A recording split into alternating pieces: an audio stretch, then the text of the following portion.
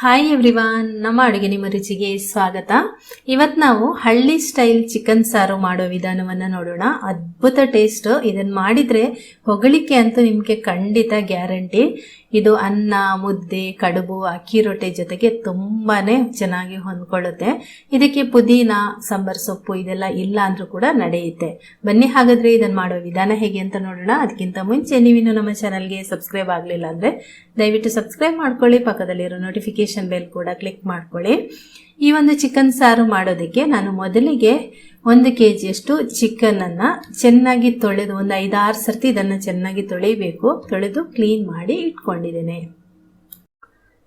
ಮೊದಲಿಗೆ ಈ ಚಿಕನ್ ಸಾರು ಮಾಡೋದಕ್ಕೆ ಒಂದು ಪ್ಯಾನ್ ಒಲೆ ಮೇಲಿಟ್ಟು ಅದರಲ್ಲಿ 1 ಸ್ಪೂನ್ನಷ್ಟು ಎಣ್ಣೆ ಹಾಕ್ತಾ ಇದ್ದೀನಿ. ನಂತರ 1 ಮುಷ್ಟಿಯಷ್ಟು ಬ್ಯಾಡಗಿ ಮೆಣಸಿನಕಾಯಿ ಹಾಕ್ತಾ ಇದ್ದೀನಿ. ಲೆಕ್ಕ ಹೇಳೋದಾದ್ರೆ 1 kg ಚಿಕನ್ಗೆ 15ರಿಂದ 20 ಬ್ಯಾಡಗಿ ಮೆಣಸಿನಕಾಯಿ ಬೇಕಾಗುತ್ತೆ. ತುಂಬ ಖಾರ ಇದ್ರೆ 15 ಸಾಕು, ಇಲ್ದಿದ್ರೆ ಒಂದು 20 ಬ್ಯಾಡಗಿ ಮೆಣಸಿನಕಾಯಿ ಬೇಕಾಗುತ್ತೆ. ಅದೇ ನೀವು ಖಾರದ ಮೆಣಸಿನಕಾಯಿ ಹಾಕೋದಾದ್ರೆ ಕಡಿಮೆ ಹಾಕಬೇಕು. ಈಗ ಇದನ್ನ ಫ್ರೈ ಮಾಡ್ಕೊಳ್ಳೋಣ ಚೆನ್ನಾಗಿ. ತುಂಬ ಕಪ್ಪಗಾಗಬಾರ್ದು. ಕಪ್ಪಗಾದ್ರೆ ಸಾರಿನ ರುಚಿ ಹಾಳಾಗುತ್ತೆ. ಹಾಗಾಗಿ ಎಷ್ಟು ಬೇಕು ಅಷ್ಟೇ ಫ್ರೈ ಮಾಡ್ಕೊಳ್ಳಿ. ನೋಡಿ, ಈ ಕಲರ್ ಇರಬೇಕು ಫ್ರೈ ಆದಮೇಲೆ. ನಂತರ ಅದೇ ಬಾಣಲೆನ ಒಲೆ ಮೇಲಿಟ್ಟು ಈಗ ಒಂದು ಸ್ವಲ್ಪ ಎಣ್ಣೆ ಹಾಕಿ ಮಸಾಲೆಗಳನ್ನು ಹುರ್ಕೊಳ್ಳೋಣ. ಮೊದಲಿಗೆ ನಾನಿಲ್ಲಿ 1/4 ಟೀ ಚಮಚದಷ್ಟು ಮೆಂತ್ಯ ಕಾಳು ಹಾಕ್ತಾ ಇದ್ದೀನಿ. ಉರಿಯನ್ನು ಕಂಪ್ಲೀಟ್ ಆಗಿ ಸಿಮ್ನಲ್ಲಿ ಇಟ್ಕೊಂಡು ಎಲ್ಲವನ್ನು ಫ್ರೈ ಮಾಡ್ಕೊಳ್ಳಿ. 2 ತುಂಡು ಚಕ್ಕೆ, 5-6 ಲವಂಗ ಹಾಕಿಬಿಟ್ಟು ಈ 3 ಒಂದು ಸ್ವಲ್ಪ ಬೆಚ್ಚಗೆ ಮಾಡ್ಕೊಳ್ಳೋಣ. ನಂತರ ಇದಕ್ಕೆ 5 ಟೀ ಚಮಚದಷ್ಟು ಧನಿಯಾ ಅಥವಾ ಕೊತ್ತಂಬರಿ ಬೀಜವನ್ನು ಹಾಕೋಬೇಕು. ಕೈಯಲ್ಲಿ ಈ ರೀತಿ ಹಾಕಿದರೆ 1 ಹಿಡಿಯಷ್ಟು ಕೊತ್ತಂಬರಿ ಬೀಜ ಇರಬೇಕು. 1 kgಯಷ್ಟು ಚಿಕನ್ಗೆ ಅಷ್ಟು ಸಾಕಾಗುತ್ತೆ. ಇದರ ಜೊತೆಗೆ ಕರಿಬೇವನ್ನು ಹಾಕಿಬಿಟ್ಟು ಇದನ್ನು ಒಂದು 1/4 ಭಾಗದಷ್ಟು ಮೊದಲು ಫ್ರೈ ಮಾಡ್ಕೊಳ್ಳೋಣ. ಯಾವ ಮಸಾಲೆನೂ ಕೂಡ ಇದರಲ್ಲಿ ಕಪ್ಪಗಾಗಬಾರ್ದು. ಖಂಡಿತ ರುಚಿ ಹಾಳಾಗುತ್ತೆ ಕಪ್ಪಗಾದರೆ. ಹಾಗಾಗಿ ಎಷ್ಟು ಬೇಕೋ ಅಷ್ಟೇ ಫ್ರೈ ಮಾಡ್ಕೊಳ್ಳಿ. ಈಗ ಇದೊಂದು 1/4 ಭಾಗದಷ್ಟು ಫ್ರೈ ಆಗುವಾಗ 2 ಟೀ ಚಮಚದಷ್ಟು ಜೀರಿಗೆ ಹಾಕಿಬಿಟ್ಟು ಫ್ರೈ ಮಾಡ್ಕೊಳ್ಳೋಣ. ಜೀರಿಗೆ ಕೂಡ ಸ್ವಲ್ಪ ಬೆಚ್ಚಗಾದರೆ ಸಾಕು. ಜೀರಿಗೆ ಫ್ರೈ ಆದಮೇಲೆ ಕೊನೆಯದಾಗಿ ಇದಕ್ಕೆ 1/4 ಟೀ ಚಮಚದಷ್ಟು ಸಾಸಿವೆ ಹಾಕಿಬಿಟ್ಟು ಚೆನ್ನಾಗಿ ಅದು ಬೆಚ್ಚಗಾದ್ಮೇಲೆ ಸ್ಟವನ್ನು ಆಫ್ ಮಾಡ್ಕೊಳ್ಳಿ. ಸಾಸಿವೆ ಹಾಕಿದ ಮೇಲೆ ತುಂಬ ಜಾಸ್ತಿ ಹುರಿಬಾರ್ದು. ಇವಾಗ ಇದು ನೋಡಿ ಮಸಾಲೆ ರೆಡಿ ಆಗಿದೆ ಹುರಿದು. ಇದನ್ನ ಒಂದು ಬೇರೆ ತಟ್ಟೆಗೆ ಹಾಕೊಂಡು ಈಗ ಅದೇ ಬಾಣಲೆನ ಒಲೆ ಮೇಲಿಟ್ಟು ಸ್ವಲ್ಪ ಎಣ್ಣೆ ಹಾಕಿ 1 ಗೆಡ್ಡೆ ಬೆಳ್ಳುಳ್ಳಿಯನ್ನು ಹಾಕ್ತಾ ಇದ್ದೀನಿ. ಆ ನಂತರ 1 ದೊಡ್ಡ ಈರುಳ್ಳಿಯನ್ನ ಹೆಚ್ಚಿ ಹಾಕ್ಬಿಟ್ಟು ಅರ್ಧ ಇಂಚು ಗಾತ್ರದಷ್ಟು ಶುಂಠಿಯನ್ನ ಹಾಕಿ ಈ 3 ಕೂಡ ಹಸಿ ಸ್ಮೆಲ್ ಹೋಗೋ ತರ 1-2 ನಿಮಿಷ ಫ್ರೈ ಮಾಡ್ಕೊಳ್ಳಿ. ನೋಡಿ, ಇಷ್ಟು ಫ್ರೈ ಆದ್ರೆ ಸಾಕು. ಇದನ್ನು ಕೂಡ ಒಂದು ತಟ್ಟೆಗೆ ತೆಗೆದಿಡ್ತಾ ಇದ್ದೀನಿ. ಮಸಾಲೆಯನ್ನು ಹುರಿದು ಈ ರೀತಿ ತಟ್ಟೆಗೆ ತೆಗೆದಿಟ್ಟಿದ್ದೀನಿ. ಒಣಮೆಣಸಿನಕಾಯಿ ಎಷ್ಟು ಬೇಕು ಅಂತ ಈ ರೀತಿ ತೋರಿಸ್ತಾ ಇದ್ದೀನಿ. ಇದು 1 kgಗೆ ಬೇಕಾಗುವಂತಹ ಒಂದು ಒಣಮೆಣಸಿನಕಾಯಿ. ಇದನ್ನೀಗ ನಾನು ಮಿಕ್ಸಿ ಜಾರಿಗೆ ಹಾಕ್ತಾ ಇದ್ದೀನಿ. ನಂತರ ಈ ಹುರಿದಿರುವಂತಹ ಮಸಾಲೆಯನ್ನು ಕೂಡ ಹಾಕಿ ಇದಕ್ಕೆ ನೀರು ಹಾಕಿ ನುಣ್ಣಗೆ ಫಸ್ಟ್ ಇದನ್ನ ರುಬ್ಕೋಬೇಕು. ನೋಡಿ, ಫಸ್ಟ್ ಇದನ್ನ ಈ ಮಸಾಲೆಯನ್ನ ರುಬ್ಕೊಂಡಿದ್ದೀನಿ. ತುಂಬಾ ನುಣ್ಣಗಾಗಬೇಕು. ಆನಂತರ ಇದಕ್ಕೆ ಈರುಳ್ಳಿ, ಬೆಳ್ಳುಳ್ಳಿ, ಶುಂಠಿ ಈ 3 ಹಾಕ್ಬಿಟ್ಟು ಚೆನ್ನಾಗಿ ನುಣ್ಣಗೆ ರುಬ್ಕೊಳ್ಳೋಣ. ಮೊದಲೇ ಈರುಳ್ಳಿ, ಬೆಳ್ಳುಳ್ಳಿ ಹಾಕಿದ್ರೆ ಏನಾಗುತ್ತೆ, ಅದು ಮಸಾಲೆ ಜೊತೆಗೆ ಅಷ್ಟು ಚೆನ್ನಾಗಿ ಧನಿಯಾ ಎಲ್ಲ ಚೆನ್ನಾಗಿ ನುಣ್ಣಗಾಗೋದಿಲ್ಲ. ಹಾಗಾಗಿ ಅದನ್ನ ಕೊನೆಯದಾಗಿ ಹಾಕಿ ರುಬ್ಕೋಬೇಕು. ಇವಾಗ ನುಣ್ಣಗಾಗಿರುವಂತಹ ಮಸಾಲಾ ಪೇಸ್ಟ್ ರೆಡಿಯಾಗಿದೆ. ಇದನ್ನು ಒಂದು ತಟ್ಟೆಗೆ ಹಾಕ್ತಾ ಇದ್ದೀನಿ. ನಂತರ 2 ಟೊಮೆಟೊ ಈ ರೀತಿ ಹೆಚ್ಚಿಕೊಂಡು ಇದನ್ನು ಕೂಡ ನುಣ್ಣಗೆ ರುಬ್ಬಿ ಇಟ್ಕೊಳ್ಳಿ. ಟೊಮೆಟೊ ಕೂಡ ರುಬ್ಬಿ ರೆಡಿ ಮಾಡಿ ಇಟ್ಕೊಂಡಿದ್ದೀನಿ.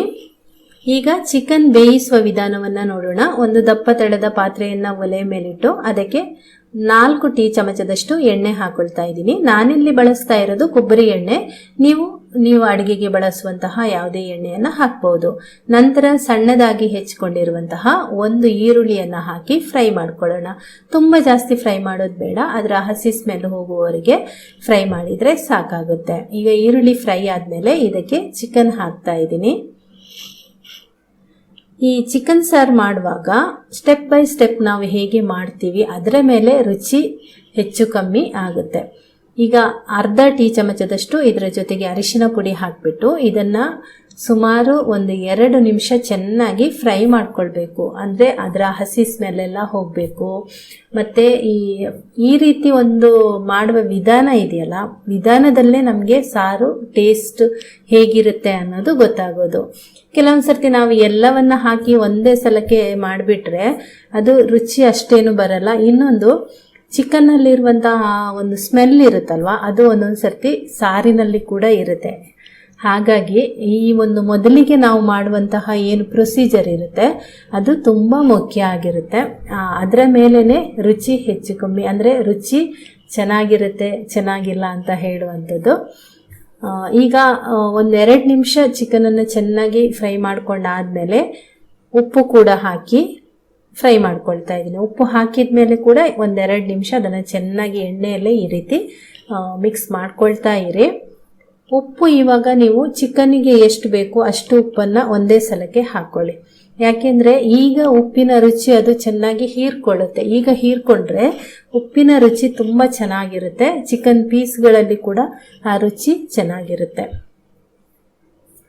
ಈಗ ಸುಮಾರು ಒಂದು 4 ನಿಮಿಷ ಇದನ್ನು ಚೆನ್ನಾಗಿ ಫ್ರೈ ಮಾಡ್ಕೊಂಡಾದ್ಮೇಲೆ ನೋಡಿ ಚೆನ್ನಾಗಿ ಇದು ಕುದಿ ಬರ್ತಾ ಇದೆಯಲ್ವಾ.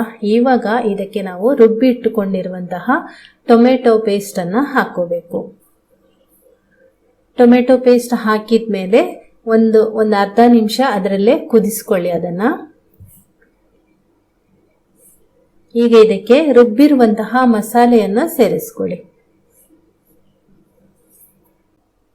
ಮಸಾಲೆ ಹಾಕಿದ ಮೇಲೆ ಇದಕ್ಕೆ ಬೇಯಲಿಕ್ಕೆ ಬೇಕಾಗುವಷ್ಟು ಮಾತ್ರ ನೀರು ಸೇರಿಸ್ಕೊಳ್ಳಿ. ಈಗಲೇ ತುಂಬ ಜಾಸ್ತಿ ನಾವು ನೀರು ಹಾಕ್ಕೊಂಡ್ರೆ ಮಸಾಲೆಯ ರುಚಿ ಆ ಒಂದು ಚಿಕನ್ ಹೀರ್ಕೊಳ್ಳೋದಿಲ್ಲ. ಹಾಗಾಗಿ ಬೇಯಲಿಕ್ಕೆ ಬೇಕಾಗುವಷ್ಟು ಮಾತ್ರ ನೀರನ್ನು ಹಾಕ್ಕೊಂಡು ಚೆನ್ನಾಗಿ ಮಿಕ್ಸ್ ಮಾಡಿ ಇದನ್ನು ಮುಚ್ಚಳ ಮುಚ್ಚಿ ಬೇಯಿಸಬೇಕಾಗುತ್ತೆ. ಒಂದ್ಸರ್ತಿ ಇದನ್ನೀಗ ಜೋರಾಗಿ ಕುದಿ ಬರಿಸಬೇಕು. ಆ ಕುದಿ ಬಂದಮೇಲೆ ಮುಚ್ಚಳ ಮುಚ್ಚಿಟ್ಟು ನಿಧಾನ ಉರಿಯಲ್ಲಿ ಅಥವಾ ಒಂದು ಮೀಡಿಯಂ ಉರಿಯಲ್ಲಿ ಇಟ್ಟು ಬೇಯಿಸ್ಕೊಳ್ಬೇಕು. ಸುಮಾರು ಮುಚ್ಚಳ ಮುಚ್ಚಿ 15 ನಿಮಿಷ ನಾನು ಇದನ್ನು ಬೇಯಿಸ್ಕೊಳ್ತಾ ಇದ್ದೀನಿ. ಮಧ್ಯ ಮಧ್ಯ ಒಂದ್ಸರ್ತಿ ಇದನ್ನು ತೆಗೆದು ನೀವು ಚೆಕ್ ಮಾಡ್ಕೋಬೇಕು. ಯಾಕೆಂದರೆ ತಳ ಹಿಡಿಯದಂತೆ ಎಲ್ಲ ನೋಡ್ಕೊಳ್ತಾ ಇರಬೇಕು. ಇದು ಹಳ್ಳಿ ಸ್ಟೈಲ್ ಚಿಕನ್ ಸಾರು ಆಗಿರೋದ್ರಿಂದ ಇದಕ್ಕೆ ಸ್ವಲ್ಪ ಕಾಯಿ ಹಾಲು ಸೇರಿಸ್ತಾ ಇದ್ದೀವಿ ಲಾಸ್ಟಿಗೆ. ಹಾಗಾಗಿ ನೋಡಿ, 1 ಗಡಿ ತೆಂಗಿನಕಾಯಿಯಲ್ಲಿ ಇಷ್ಟು ತೆಂಗಿನಕಾಯಿ ಉಳಿಸ್ಕೊಂಡು ಉಳಿದ ತೆಂಗಿನಕಾಯಿಯನ್ನ ಮಿಕ್ಸಿ ಜಾರಿಗೆ ಹಾಕ್ಬಿಟ್ಟು ಸ್ವಲ್ಪ ನೀರು ಸೇರಿಸಿ ಇದನ್ನ ರುಬ್ಕೊಂಡು ಹಾಲು ತೆಗಿಬೇಕು. ಇದನ್ನ ಒಂದು 2 ಸರ್ತಿ ರುಬ್ಬಿ ಹಾಲು ತೆಗಿಬೇಕು. ನೀರು ಕೂಡ ಅಷ್ಟೇನೆ, ತುಂಬಾ ಜಾಸ್ತಿ ಆಗಬಾರ್ದು. ಕಾಯಿ ಹಾಲು ಕೂಡ ಸ್ವಲ್ಪ ಸ್ವಲ್ಪ ನೀರು ಹಾಕ್ಕೊಂಡು ಅದನ್ನ ಒಂದ್ಸರ್ತಿ ರುಬ್ಬಿ ಆದ್ಮೇಲೆ ಅದರ ಕಾಯಿ ಹಾಲು ತೆಗೆದು ಇನ್ನೊಂದು ಸರ್ತಿ ಅದನ್ನ ನೀರು ಹಾಕಿ ರುಬ್ಬಿ ಹಾಲು ತೆಗೀರಿ. ಈ ರೀತಿ 2 ಸರ್ತಿ ತೆಗೆದಿರುವಂತಹ ಹಾಲು ಬೇಕಾಗುತ್ತೆ. ಈ ಕಾಯಿ ಹಾಲು ಹಾಕಿ ಮಾಡೋದ್ರಿಂದ ತುಂಬಾನೇ ರುಚಿಕರವಾಗಿರುತ್ತೆ ಇದು. ನಿಮಗೆ ಇದುವರೆಗೆ ನೀವು ಯಾರು ಕೂಡ ಈ ರೀತಿ ಟ್ರೈ ಮಾಡಲಿಲ್ಲ ಅಂದರೆ ಖಂಡಿತ ಟ್ರೈ ಮಾಡಿ ನೋಡಿ, ತುಂಬ ರುಚಿಯಾಗಿರುತ್ತೆ. ಈಗ ಕಾಯಿ ಹಾಲು ತೆಗೆದು ರೆಡಿಯಾಗಿದೆ. 2 ಸರ್ತಿ ತೆಗೆದಿದ್ದೀನಿ. ಬೇಕಾದರೆ ನೀವು ಇನ್ನೂ ಕೂಡ ಸಾರು ನಿಮಗೆ ಜಾಸ್ತಿ ಬೇಕು ಅಂತಿದ್ರೆ ಒಂದು 2 ರಿಂದ 3 ಸರ್ತಿ ತೆಗಿಬಹುದು, ಆ ಥರ ಏನಿಲ್ಲ. ಇವಾಗ ನೋಡಿ ಕಾಯಿ ಹಾಲು ರೆಡಿಯಾಗಿದೆ. ಹಾಗೇನೆ ಚಿಕನ್ ಬೆಂದಿದೆಯಾ ಇಲ್ವಾ ಅಂತ ನೋಡೋಣ. ಸುಮಾರು 15 ನಿಮಿಷ ಇದನ್ನ ಬೇಯಿಸ್ಕೊಂಡಿದ್ದೀನಿ. ಆಲ್ರೆಡಿ ನಾವು ಎಣ್ಣೆಯಲ್ಲಿ ಫ್ರೈ ಮಾಡುವಾಗ ಒಂದು ಸ್ವಲ್ಪ ಇದು ಬೆಂದಿರುತ್ತೆ. ಹಾಗಾಗಿ 15 ನಿಮಿಷ ಬೇಯಿಸ್ಕೊಂಡ್ರೆ ಚೆನ್ನಾಗಿ ಬೇಯುತ್ತೆ. ಇವಾಗ ಚಿಕನ್ ಕೂಡ ಬೆಂದಿದೆ. ಹಾಗಾಗಿ ಈಗ ಕಾಯಿ ಹಾಲನ್ನು ಇದಕ್ಕೆ ಸೇರಿಸ್ತಾ ಇದ್ದೀನಿ. ನೋಡಿ, ಚಿಕನ್ ಎಲ್ಲ ಬೆಂದಾದ್ಮೇಲೆ ಸಾರಿನ ದಪ್ಪ ಎಷ್ಟಿದೆ ಅದನ್ನು ನೋಡಿಕೊಂಡು ನೀವು ಕಾಯಿ ಹಾಲು ಹಾಕಿದ ಮೇಲೆ ನೀರು ಎಷ್ಟು ಬೇಕೋ ಅಷ್ಟು ನೀರನ್ನು ಕೂಡ ಸೇರಿಸ್ಕೊಂಡು ಚೆನ್ನಾಗಿ ಅದನ್ನು ಕುದಿಸ್ಕೊಳ್ಬೇಕಾಗುತ್ತೆ. ಇವಾಗ ನಾನಿಲ್ಲಿ ತುಂಬ ದಪ್ಪ ಇರೋದ್ರಿಂದ ಇನ್ನು ಕೂಡ ಸ್ವಲ್ಪ ಇದಕ್ಕೆ ನೀರನ್ನ ಸೇರಿಸ್ಕೊಂಡು ಉಪ್ಪಿನ ರುಚಿ ನೋಡಿಕೊಂಡು ಒಂದು ಸ್ವಲ್ಪ ಉಪ್ಪು ಬೇಕಾಗ್ತಿತ್ತು ಸಾರಿಗೆ. ಹಾಗಾಗಿ ಒಂಚೂರು ಉಪ್ಪು ಕೂಡ ಹಾಕ್ಕೊಂಡಿದ್ದೀನಿ.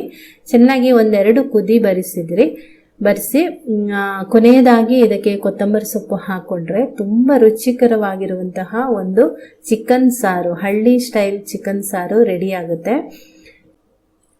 ಇದು ಅನ್ನ, ಮುದ್ದೆ, ಕಡುಬು, ಅಕ್ಕಿ ರೊಟ್ಟಿ ಜೊತೆಗೆ ತುಂಬಾನೇ ಸಖತ್ತಾಗಿರುತ್ತೆ. ಖಂಡಿತ ನೀವು ಕೂಡ ಒಂದ್ಸರ್ತಿ ಟ್ರೈ ಮಾಡಿ ನೋಡಿ. ನಾನು ಈ ಸಾರಿನ ಜೊತೆಗೆ ಕುಸುಬಲಕ್ಕಿದ್ದು ಕಡುಬು ಮಾಡಿದ್ದೆ, ತುಂಬಾನೇ ಚೆನ್ನಾಗಿತ್ತು. ಓಕೆ ಫ್ರೆಂಡ್ಸ್, ಈ ಒಂದು ರೆಸಿಪಿ ನಿಮಗೆ ಇಷ್ಟ ಆಗಿದ್ರೆ ಒಂದು ಲೈಕ್ ಮಾಡಿ. ಹಾಗೇನೆ ನೀವಿನ್ನು ನಮ್ಮ ಚಾನಲ್ಗೆ ಸಬ್ಸ್ಕ್ರೈಬ್ ಆಗಲಿಲ್ಲ ಅಂದರೆ ದಯವಿಟ್ಟು ಸಬ್ಸ್ಕ್ರೈಬ್ ಮಾಡ್ಕೊಳ್ಳಿ, ಕಮೆಂಟ್ ಮಾಡಿ. Thank you.